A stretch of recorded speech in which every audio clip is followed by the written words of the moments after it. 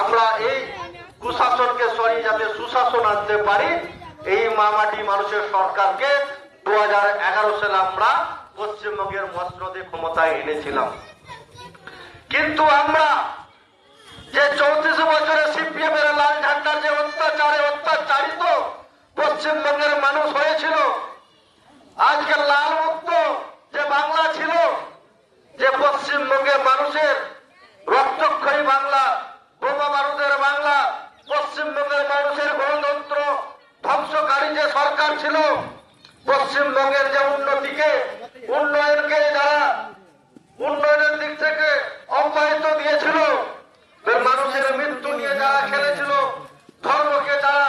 দুশ্মন দিয়ে হিন্দু মুসলিমের সাথে ঝগড়া লাগিয়েছিল, আজকে তারাই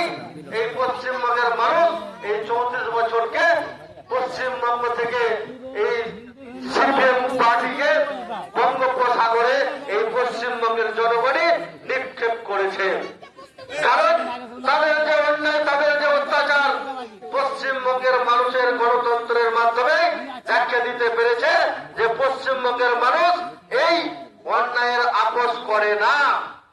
তারই উপরন্তু আজকে আমরা 2011 সালে এই পশ্চিমবঙ্গের মামাটি মানুষের সরকারকে তথা মুখ্যমন্ত্রী মমতা বন্দ্যোপাধ্যায়ের যে সরকার আমরা এনেছিলাম,